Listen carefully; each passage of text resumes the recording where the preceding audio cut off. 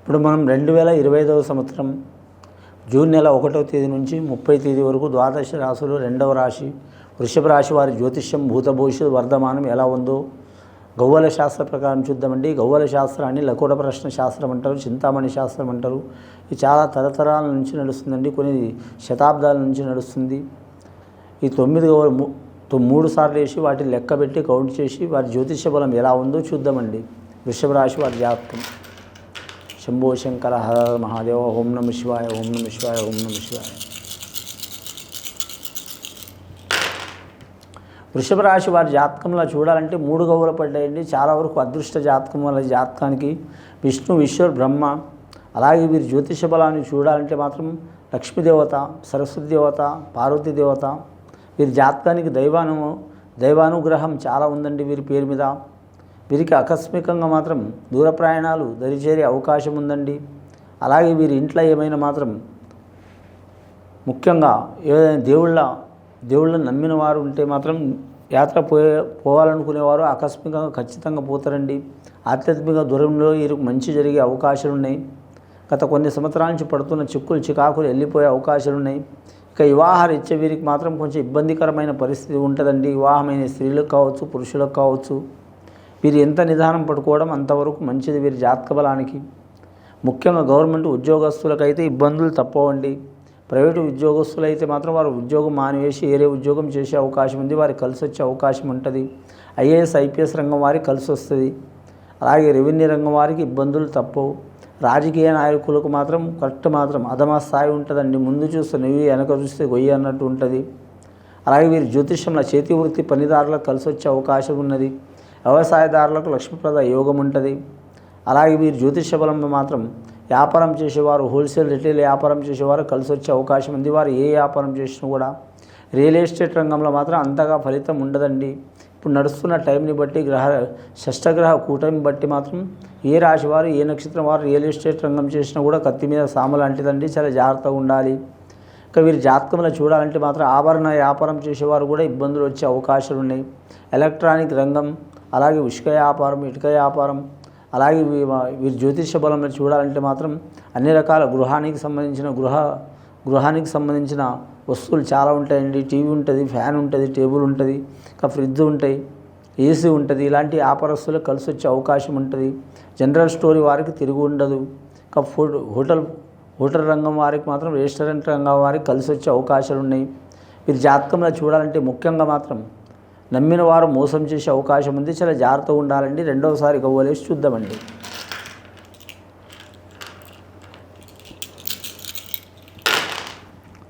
రెండవసారి గవ్వలేస్తే 4 గవ్వలు పడ్డాయండి. 4వ సంఖ్య వీరికి మాత్రం చాలా వరకు ఇబ్బందికరమైన పరిస్థితి అండి. నమ్మిన వారు మోసం చేసే అవకాశం ఉంది. ప్రేమించిన వారు కావచ్చు, లేదా వివాహం చేసుకునేవారు కావచ్చు. కానీ ఇంకోటి మాత్రం ప్రేమించాలనుకునేవారు కావచ్చు.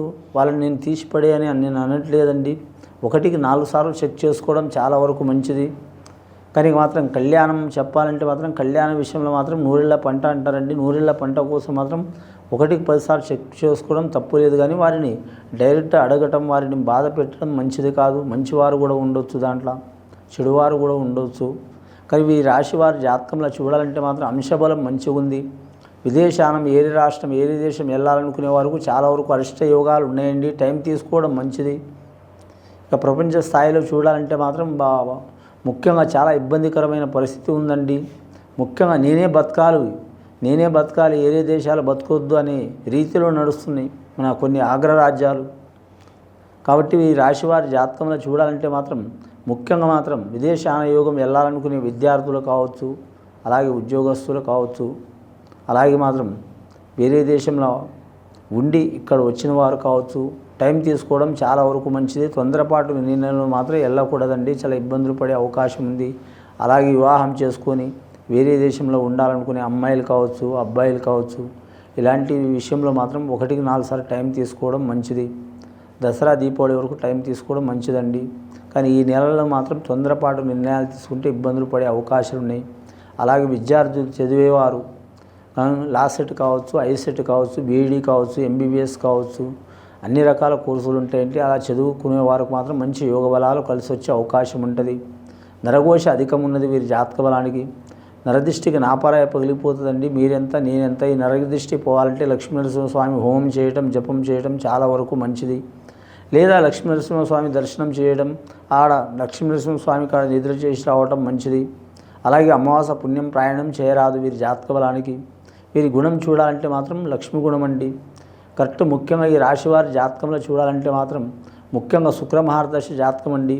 వీరు దేనికైనా మాత్రం మొండిపట్టు చేయరండి. అందరూ మనవారే అనుకుంటారు. శత్రువుని కూడా మిత్రులు చేసుకునే గుణం ఉంటుంది వీరి జాతక బలానికి. అయిన వారు కదని దగ్గర తీసుకోరు, కాని వాళ్ళని తీసిపడేరు. అందరూ మనవాళ్ళే అనుకుంటారు. ఒక రకంగా చూడాలంటే సమాజానికి సేవ చేసేవారు ఉంటారు.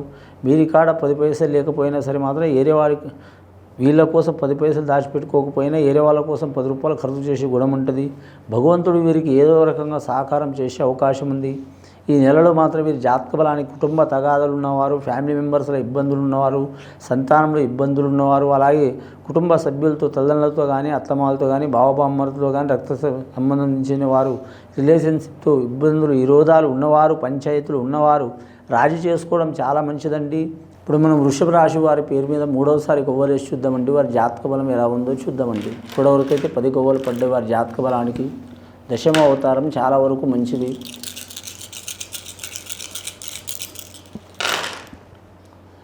4 కొవ్వలు పడ్డాయండి వారి జాతక బలానికి. రాహు మార్గదర్శ వదిలిపెట్టట్లేదండి వారి పేరు మీద. ముఖ్యంగా వారి జాతక బలానికి చూడాలంటే మాత్రం ముఖ్యంగా ఈ రాశి వారికి మాత్రం చాలా వరకు ఆటంకాలు, చిక్కులు, చికాకులు చాలా ఉన్నాయండి. ముఖ్యంగా మాత్రం దారిద్ర్య బాధలు కూడా వచ్చే అవకాశాలు ఉన్నాయండి. కానీ ఈ రాశి వారి స్వభావం ఏంటంటే ఎన్ని బాధలు వచ్చినా, ఎన్ని చిక్కులు వచ్చినా సింపుల్గా తీసుకుంటారు. ఇది చాలా వరకు వారికి పాజిటివ్ అండి. ఎన్ని ఇబ్బందులు వచ్చినా, ఎన్ని బాధలు వచ్చినా సరే మాత్రం భయపడని గుణం ఉంటుంది. అలాగే మాత్రం మేము మంచి స్థితిలో ఉన్నామని విర్రవీగరు. అలాగే మాత్రం మనం చాలా ఇబ్బందుల్లోనే ఒకరికి పోయి అయ్యా అయ్యా అని అడిగే గుణం ఉండదు వీరి జాతక బలానికి. స్థిరంగా ఉంటారు. స్థిరంగా ఉండే గుణానికి మాత్రం తిరిగి ఉండదండి. ఈ రాశి వారి స్వభావం ఇది వరకు చాలా వరకు లక్క యోగ బలం ఉందండి. ఇప్పటివరకు అయితే వీరి జాతక బలానికి 11 కొవ్వలు పడ్డాయండి. అదృష్ట సంఖ్య యోగ బలం పడ్డది 11 కొవ్వలు. వీరి జాతక బలానికి చంద్రమహారదశ యోగ బలం నడుస్తుంది. వీరి జాతక బలానికి ఫస్ట్ 3 కొవ్వలు పడ్డాయి గురు మహారదశ, తర్వాత 4 కొవ్వలు పడ్డాయి రాహు మహారదశ. నలుగురితో కలిసి మంచిగా ఉండటమే మంచిది వీరి జాతక బలానికి. అలాగే ఇంకా 4 కొవ్వలు పడ్డాయి నరఘోష అధికంగా ఉన్నది. కానీ మాత్రం మంచివారికి రూపాయి ఇచ్చినా పర్వాలేదండి. చెడ్డవారికి 1000 రూపాయలు ఇచ్చి దూరం చేసుకోవడం మంచిది వీరి జాతక బలానికి. సన్నిహితం తగ్గించుకోవాలి స్నేహితులతో. అలాగే వీరి జాతక బలానికి చూడాలంటే మాత్రం గవర్నమెంట్ ఉద్యోగం ప్రయత్నం చేసేవారికి మాత్రం ఫలితం ఇచ్చే అవకాశం ఉంది. అలాగే వివాహ కార్యాలు ప్రయత్నం చేసేవారికి మాత్రం ఇప్పుడు కాకపోయినా మాత్రం ఈ సంవత్సరం ఖచ్చితంగా మంచి ఫలితం ఇస్తుంది.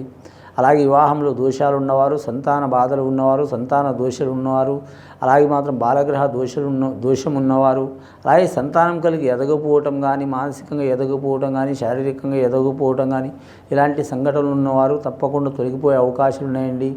నాగేంద్రుడికి పూజ చేయాలి. నాగేంద్రుడికి పూజ చేయటం అంటే సుబ్రహ్మణ్యేశ్వర స్వామిని పూజ చేయటం కానీ, లేదా మాత్రం మీరు జాతక బలానికి శివుడికి పూజ చేయటం కానీ, లేదా మాత్రం మీరు జ్యోతిష బలానికి ఏ అమ్మవారి కాడ పోయినా కూడా నాగదేవత ఉంటుంది కాబట్టి నాగదేవతను పూజ చేయటం కానీ చాలా వరకు మంచిది. గత కొన్ని సంవత్సరాల నుంచి పడుతున్న ఇబ్బందులు తొలగిపోయే అవకాశాలు ఉన్నాయి. వీరికి ధనం నిలబడతలేదంటే మాత్రం ధనం మాత్రం రూపాయి ఖర్చు చేసే కాడ మాత్రం 50 పైసలు ఖర్చు చేయడం చాలా వరకు మంచిదండి. ఒక్కొక్క కాడ వదిలిపెట్టే గుణం ఉంటుంది వీరికి, ఒక్కొక్క కాడ నిలబెట్టుకునే గుణం ఉంటుంది. వీరి జాతక బలంలో స్వతంత్ర బుద్ధిలో బాగుపడే అవకాశం ఉందండి. వీరు దొంగల పోయినా, దొరల పోయినా, తక్కువల పోయినా, ఎక్కువల పోయినా బాగుపడే లక్షణం ఉంటుంది. కానీ నరఘోష అధికం ఉంటుంది కాబట్టి ఖచ్చితంగా వీరు లక్ష్మీనరసింహస్వామి దర్శనం చేయటం చాలా వరకు మంచిదండి. ఇది విని చూసి ఆచరించే వారికి మంచి ఫలితాలు కలుగుతాయండి. శుభం భూయత్.